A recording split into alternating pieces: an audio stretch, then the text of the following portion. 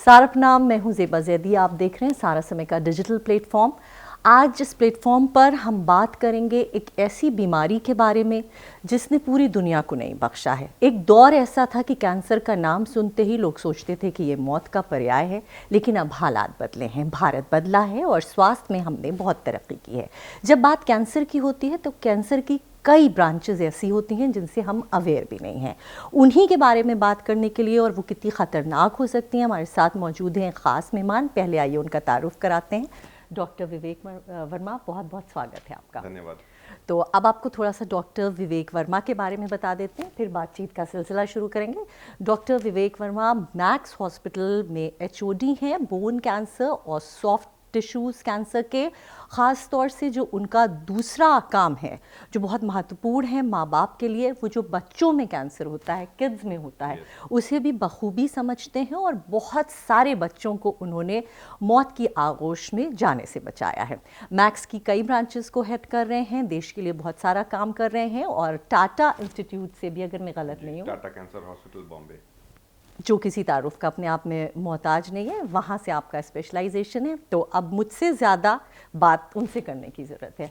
तो डॉक्टर विवेक, मैंने सब कुछ बता दिया, हम शुरुआत यहीं से करते हैं। बोन कैंसर और सॉफ्ट टिश्यूज़ का जो कैंसर होता है, आमतौर पर इस पर इतनी बात नहीं होती है, जैसे मुझे भी बहुत ज़्यादा नहीं पता था। तो इसके बारे में बताइए और हम सब अवेयर रहें, एक छोटे से बच्चे से लेकर एक 60-65-70 साल का बुज़ुर्ग, उसके लिए क्या किया जाए। देखिए, सबसे पहले मैं ये कहूँगा कि हमें एक बार समझना पड़ता है। कई बार हम लोग कई शब्द यूज़ करते हैं, जैसे बोन ट्यूमर, बोन कैंसर। तो मैं ब्रीफली एक समझाता हूँ कि ट्यूमर का मतलब कोई भी गांठ होती है, और ये गांठ दो तरीके की हो सकती है। एक जो जानलेवा होती है जिसे हम कैंसर कहते हैं, साइंटिफिक टर्म में उसे हम सार्कोमा कहते हैं, जो हड्डी मांसपेशी में होता है। दूसरे जो नॉन कैंसरस होते हैं, मतलब वो लाइफ को रिस्क नहीं रखते हैं, बट जहाँ पे होते हैं उस जगह पे हड्डी को या मांसपेशी को खोखला करके उसे ख़राब करते हैं, तो ये बेनाइन ट्यूमर्स कहलाते हैं। तो ट्यूमर का मतलब कैंसर नहीं है, ट्यूमर दो तरीके के हुए। अब ये जो डेफिनेशन है हर तरीके के ट्यूमर्स के लिए एप्लीकेबल होती है। अगर हम बात करें क्यों bone and soft tissue cancer के बारे में अवेयरनेस काफ़ी कम है, उसका रीज़न एक ये है कि ये कैंसर रेयर होते हैं। मतलब अगर हम तुलना करें सबसे कॉमन कैंसर जैसे oral cancer, breast cancer, gynaecological cancer, ये सब टॉप कैंसर्स हैं इंडिया में जो रहते हैं। Bone cancer and soft tissue cancer hardly 1% of all cancers होते हैं, लेकिन ये काफ़ी ख़राब होते हैं।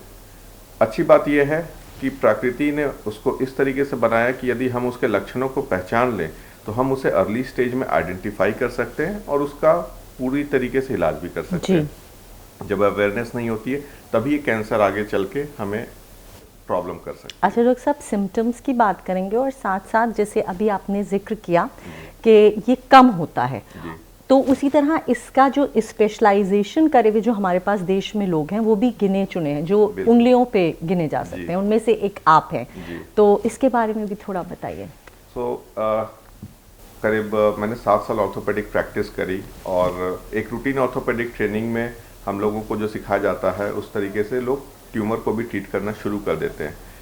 जब मैं टाटा कैंसर हॉस्पिटल गया तो मैंने रियलाइज़ किया कि इसकी ट्रेनिंग, कैंसर की जो इलाज का जो तरीका वो बिल्कुल अलग है। वो रूटीन ऑर्थोपेडिक तरीके से इसको इलाज नहीं किया जा सकता है।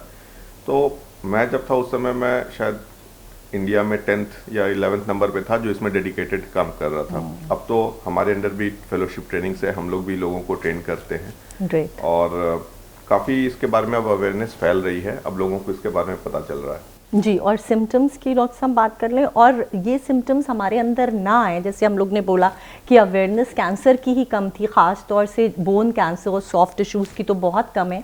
तो precautions are always better than cure. तो लाइफस्टाइल में क्या कर सकते हैं?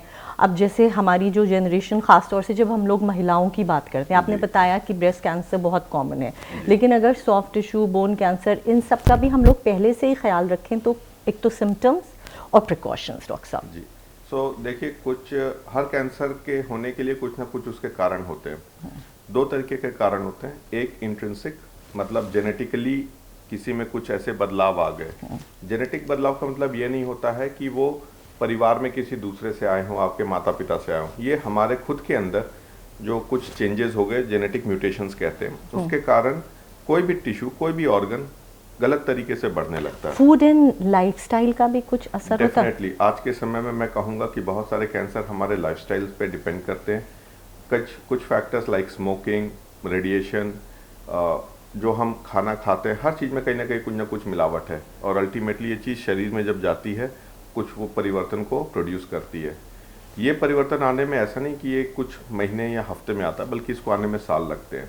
तो इसीलिए आज हम देखेंगे हर साल हिंदुस्तान में करीब 18 लाख नए कैंसर के मरीज ऐड होते रहते हैं। तो एक बहुत बड़ा कारण है। अच्छा, अब बच्चों वाली बात करना बहुत ज़रूरी है। बच्चों में क्या वजह होती है इस कैंसर की?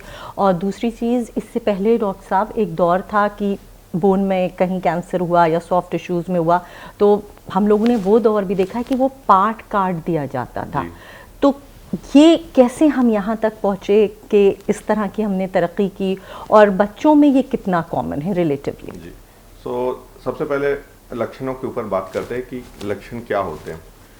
हड्डी या मांसपेशी के कैंसर में सबसे अच्छी बात है कि इसके लक्षण ऐसे हैं कि हम इसे बड़ी जल्दी पहचान सकते हैं। सबसे पहला लक्षण गांठ, कहीं पे भी अगर स्वेलिंग आ रही है और वो स्वेलिंग समय के साथ बढ़ रही है तो उसे नज़रअंदाज नहीं करना चाहिए। दूसरा, दर्द, यदि हड्डी मांसपेशी जोड़ों में दर्द है और वो दर्द रेस्ट पे भी है, जब हम आराम कर रहे हैं, सो रहे हैं, सोने से भी उठ जा रहे हैं, तो कुछ ना कुछ खराबी है। ये दर्द कई बार छोटे बच्चों में भी हो सकता है, एल्डरली में भी आर्थराइटिस के कारण हो सकता है, लेकिन वो दर्द जो रहता है वो रेस्ट से ठीक होते हैं। बट जो कैंसर का दर्द है वो लगातार बना रहता है।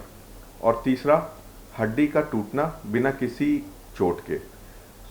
हड्डियाँ काफ़ी मजबूत होती है, जनरली अमूमन टूटती नहीं है, परंतु यदि हल्के इंजरी से भी अगर हड्डी में टूट जाए, जैसे ज़मीन पे गिर गए या कहीं पे पैर मुड़ गया और हड्डी टूट गई, तो इसका मतलब हड्डी में पहले से कुछ ना कुछ खराबी थी। ये एक साइन होता है जिसे हमें समझना चाहिए। तो इसे हमें आगे इवेलुएट करना हो सकता है। कई बार इसमें इन्फेक्शन भी निकल के आते हैं, कई बार दूसरे कारण जैसे ऑस्टियोपोरोसिस भी हो सकता है। बट ये 3 लक्षण ऐसे हैं, स्वेलिंग, पेन एंड फ्रैक्चर। इसे हम पैथोलॉजिकल फ्रैक्चर कहते हैं। इसमें हमें इसको जांच करके जरूर जानना चाहिए कि इसका रीज़न क्या था। अच्छा डॉक्टर साहब, बच्चों में जिस तरह से ये जब पाया जाता है तो पहले की कंपैरिजन में, पहले की मुनासबत में अब आप लोग कितना ज़्यादा लाइफ सेविंग जो आपका परसेंटेज है कितना इंक्रीज़ हुआ है? और एक बच्चे को ट्रीट करना अपने आप में बहुत बड़ा चैलेंज होता होगा, उसकी साइकोलॉजी प्लस पेरेंट्स से डील करना, इसके बारे में भी हम बात करना चाहेंगे। जी, तो देखिए, ये जो इलाज है ये एक मल्टी डिसिप्लिनरी मैनेजमेंट होता है। जैसे, और सबसे पहले हम स्टार्ट करते हैं कि बच्चों में कितना कॉमन है। हड्डी और मांसपेशी के कैंसर बच्चों में चौथे नंबर के सबसे कॉमन कैंसर रहते हैं। और ये वो एज है जिसमें यदि इलाज ठीक से किया गया तो यही बच्चे आगे चलकर देश का भविष्य बनते हैं, हर फील्ड में प्रोडक्टिविटी देते हैं। वो सारी चीज़ों का हमें लॉस होता है यदि उसका इलाज ठीक से नहीं किया गया। बोन कैंसर का क्या नुकसान है? जिन लोगों को पता नहीं है, अभी भी लोग ये समझते हैं कि हड्डी के कैंसर का मतलब है कि आपको हाथ या पैर काट के हटाना है। तो मुझे लगता है सबसे ज़रूरी बात जो जानकारी ये है कि आज समय बदल गया है। आज हम लोग 90-95% पेशेंट्स में हड्डी के कैंसर में उस हड्डी को बचा सकते हैं। इसमें कैंसर को पूरा निकालते हैं और उसकी जगह पे कई बायोलॉजिकल तरीके से या प्रोस्थेसिस से उस जोड़ को, उस हड्डी को दोबारा से बना सकते हैं। इसे लिम्ब सेविंग सर्जरी कहते हैं। हिंदुस्तान में काफ़ी उन्नति हो गई है, हमारे पास सारी टेक्नोलॉजी है, इंडिजिनस इम्प्लांट्स आ गए हैं जो पहले इंपोर्ट किए जाते थे, कॉस्ट के फैक्टर्स रहते थे। वो सारी चीज़ें आज हमारे पास मौजूद हैं जिससे कि हम ऑलमोस्ट 95% पेशेंट्स में लोगों के हाथ या पैर बचा सकते हैं, उसे काटने की ज़रूरत नहीं। चलिए, ये बहुत बेहतर बात है। और डॉक्टर साहब, जैसे आपने कहा कि बच्चों को फिर उनका माइंडसेट और उनकी साइकोलॉजी प्लस पेरेंट्स, तो आप लोगों के ऊपर एक इमोशनल और एक साइकोलॉजिकल एस्पेक्ट भी होती होगी। उसे आप खुद being a parent, if I am not wrong, you must be married having kids. तो क्योंकि आजकल ये पता नहीं होता है ना, क्योंकि वी हैव चॉइसेस। तो एनीवेज, तो बीइंग अ फादर, आप खुद उस चीज़ से कैसे रिलेट करके, और आपके लिए खुद कितनी इमोशनल जर्नी हो जाती है, टफ? देखिए, हर पेशेंट जो हम देखते हैं, कभी ऐसा लगता नहीं कि हम पेशेंट देख रहे हैं, वो फैमिली के एक हिस्से की तरह ही देखते हैं। ओह, दैट्स रियली नाइस। सो जब हम उसे इलाज के बारे में काउंसिल करते हैं तो हम हर चीज़ को लेकर के देखते हैं, एक हॉलिस्टिक अप्रोच रहती है, क्योंकि हम सिर्फ एक बीमारी को इलाज नहीं कर रहे हैं। और ख़ासकर जो कैंसर जैसी बीमारी है जिसमें मित्र, परिवार, समुदाय सभी इन्वॉल्व रहते हैं, कई बार फाइनेंशियल इश्यूज भी रहते हैं। जी, मेरा अगला सवाल यही था जी। तो इसमें कई तरीके से हेल्प हो सकती है, कई संस्थाएं हैं जो मदद करती हैं। मैं खुद मैक्स में हूँ, बट मैं एक ट्रस्ट हॉस्पिटल बिहार में वहाँ भी जाता हूँ, जहाँ जो नॉन अफोर्डिंग है, आयुष्मान भारत स्कीम है जिसमें इन सब का इलाज संभव है। तो चीज़ें बदल गई हैं और उसके लिए ज़रूरी है कि हमें भी अवेयर होना है कि क्या क्या चीज़ें संभव हैं जिससे हम बचा सकते हैं। जी डॉक्टर साहब, यहाँ पे दो सवाल, आपने बड़ा अच्छा इशू छुआ। एक तो रूरल इंडिया में कैंसर अपने आप में इतना एक्सपेंसिव इसका ट्रीटमेंट होता है कि हमारे आप जैसे लोग भी बिल्कुल कंगाल हो जाते हैं। रूरल इंडिया के हम लोग हालात जानते हैं। तो ये bone cancer, soft tissue cancer का ट्रीटमेंट कितना एक्सपेंसिव है। और as you have talked about Ayushman Bharat, तो हम ठीक है, हम यहाँ पे कोई गवर्नमेंट का प्रमोशन नहीं कर रहे हैं, बट आपने इससे पहले भी देखी होंगी सरकारें। तो how do you find this scheme जब हम हिंदुस्तान के आम आदमी और चौथी पंक्ति में खड़े आदमी को देखते हैं, तो उसके लिए ये कितना बड़ा तोहफा है? सो मैं कहूँगा कि बहुत ये जो स्कीम है आयुष्मान भारत की काफ़ी मददगार साबित हो रही है, क्योंकि पहले कई लोग इसीलिए पैर हाथ कटवा लेते थे क्योंकि वो इसका इलाज अफोर्ड नहीं कर सकते थे, जो प्रॉब्ली बिल्कुल गांव से आ रहे हैं। तो कई लेवल पे इसमें हमें प्रमोशन की ज़रूरत है। सरकारी मदद एक चीज़ हो गई, एक इंडिविजुअल एफर्ट, जैसे हम कहीं जाते हैं, जैसे मैं बिहार जाता हूँ या कई छोटे गांव में जाता हूँ अवेयरनेस क्रिएट के लिए, इसमें public private partnership, even private partnership, हर और एनजीओ सभी का एक रोल है, जिससे कि नंबर 1 अवेयरनेस हर जन तक पहुँचे, एक्सेसिबिलिटी टू हेल्थ केयर हो। लोग अगर गांव में हैं, एटलीस्ट डिस्ट्रिक्ट हॉस्पिटल या उस वहाँ तक पहुँचे जहाँ से उनको आगे रेफर किया जा सके। तो इसमें इंडिविजुअल एफर्ट के अलावा गवर्नमेंट का भी काफ़ी योगदान रहा है और ये लगातार हम देख रहे हैं समय के साथ बढ़ रहा है। जैसे हम बात करें, इस वक्त कैंसर के ट्रीटमेंट को विशेष रूप से काफ़ी प्रायोरिटी दी जा रही है। डिपार्टमेंट ऑफ एटॉमिक एनर्जी ने, टाटा ने, एम्स ने, कई जगह पे हैं जिसमें ये स्पेशलाइजेशन खोले हैं। Rajiv Gandhi, ji, Rajiv Gandhi is a private hospital. So but इस तरह के कई एम्स हो गए या टाटा के हो गए, कई छोटे छोटे शहरों में भी अब खुल रहे हैं, जो कि पहले सिर्फ दिल्ली, बम्बई, कोलकाता मेन सिटीज़ में होते थे। अब हमें वो B and T 3 tier cities में भी वो सुविधाएं मिल रही हैं, पहुंच रही हैं। जी, तो डॉक्टर लास्ट में बस आपसे ये जानना चाहेंगे, आप तफसील से बताइएगा, जब एक छोटा बच्चा दुनिया में आता है और माँ बाप के ऊपर जाहिर सी बात है वो एक लाइफ लाए हैं, पूरी जिम्मेदारी होती है, और ऐसे में क्योंकि आपका ताल्लुक इस स्ट्रीम से है एंड यू हैव स्पेशलाइज्ड और आपने अपनी लाइफ डेडिकेट की है, तो हम बच्चे को किस तरह से लेके आगे बढ़ें कि उसमें ऐसा कुछ कभी इस तरह के सिम्टम्स आए ना, और चलते चलते बड़ों के लिए, सबके लिए जो भी आप मैसेज देना चाहें वो बात कर सकते हैं। बहुत अच्छा सवाल है। और देखिए, सबसे पहला ये जानकारी कि लक्षण क्या है वो हमें पहचानना है। कुछ कैंसर ऐसे होते हैं जिसमें हमारे पास पॉजिटिव एजेंट्स होते हैं, जैसे कि स्मोकिंग है, उससे ओरल कैंसर का रिस्क बढ़ता है। कई इन्फेक्शन है, human papilloma virus, cervical cancer का रिस्क बढ़ता है। इस तरह के कैंसर के बशर्ते ये जो हड्डी का कैंसर है, इसमें इस तरह के कोई रीजंस नहीं है। एक छोटा बच्चा जो है उसमें कोई कारण नहीं होते, ये जेनेटिकली, इसे कई बार अब किस्मत की बात है कि उसके अंदर वो म्यूटेशंस ऐसे आ गए जिसके कारण ये कैंसर में तब्दील हो गया। मगर इसमें हम अच्छा क्या कर सकते हैं कि यदि हमें कोई भी ऐसे लक्षण लगे, कहीं कोई स्वेलिंग है जो बढ़ रही है, कोई दर्द है नहीं जा रहा, तो उसे नज़रअंदाज ना करें, उसे तुरंत पास के डॉक्टर से दिखाएं। और कई बार एक सिंपल एक्सरे भी आपको बता देता है कि कहीं कोई दिक्कत है। दूसरा एक मैसेज मैं देना चाहूँगा कि यदि कोई लक्षण, अधिकतर हमें शरीर खुद बताता है कि कुछ गलत हो रहा है, कहीं ना कहीं दिक्कत है, तो यदि कहीं कोई ऐसा लक्षण है और दवाओं के बावजूद ठीक नहीं हो रहे हैं, तो उसे आगे हमें फर्दर टेस्ट करने चाहिए। जो भी व्यक्ति ऐसे लक्षणों से आता है, हम लोग सबसे पहले लक्षणों के आधार पर टेस्ट करते हैं, जैसे एक्सरे या एमआरआई, फिर बायोप्सी करते हैं। बायोप्सी से हमें टिश्यू मिलता है जिसमें डायग्नोसिस क्लियर होती है, और जिस प्रकार का ट्यूमर है उस हिसाब से आगे इलाज किया जाता है। जी, तो आप मतलब ये कहना चाह रहे हैं कि एक माइंड, बॉडी और हार्ट का अलाइनमेंट रखिए ताकि बॉडी आपको खुद बताएगी। जी, और दूसरा एक हेल्दी लाइफस्टाइल रखना बहुत ज़रूरी है। अच्छा खाना, साफ सुथरा खाना, adequate sleep, health and exercise, इन सारी चीज़ों को लेकर के चलना है। एक लास्ट में एक छोटा सवाल, non veg versus vegetarian diet आप क्या प्रेफर करेंगे? मतलब क्या बताना प्रेफर करेंगे? जी, देखिए, मैं मिक्स्ड डाइट लेता हूँ वेज नॉन वेज दोनों लेता हूँ।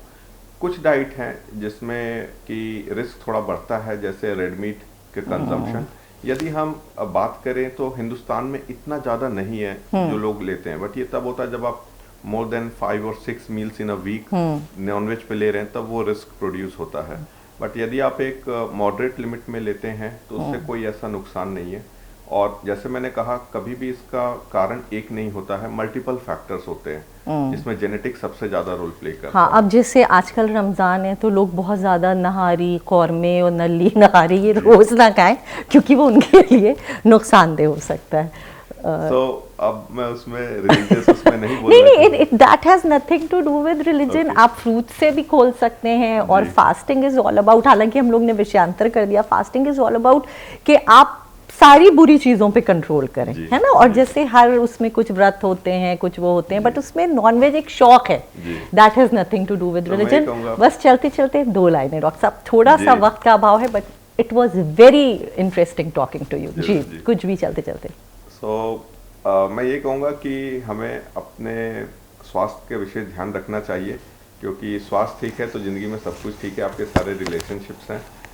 बॉडी को हमें अपने शरीर की जो भाषा है उसको पढ़ना और समझना आना चाहिए। यदि शरीर हमें कुछ कहता है, कुछ कह रहा है कि कहीं पे कोई दिक्कत है, तो उसे नज़रअंदाज नहीं करना चाहिए, उसका इलाज करना चाहिए, ताकि सही समय पे बीमारी पकड़ में आ सके और उसका सही इलाज हो सके। जी, बहुत शुक्रिया डॉक्टर विवेक वर्मा, आपने इतने अहम सब्जेक्ट से हमारे दर्शकों को, हमारे लोगों को रूबरू कराया, और बहुत सारे उन माँ बाप के लिए आप एक ऐसी उम्मीद की किरण है जिनके लिए औलाद का खोना एक कितना बड़ा गम हो सकता है। बहुत शुक्रिया आपका। धन्यवाद। तो अपने बॉडी को एक टेम्पल की तरह, एक मंदिर की तरह, इबादत गाह की तरह ट्रीट कीजिए, क्योंकि पूरी ज़िंदगी आपको इसी में रहना है। सेहत से बढ़कर कुछ भी नहीं है। दीजिए इजाज़त, सहारा अपना।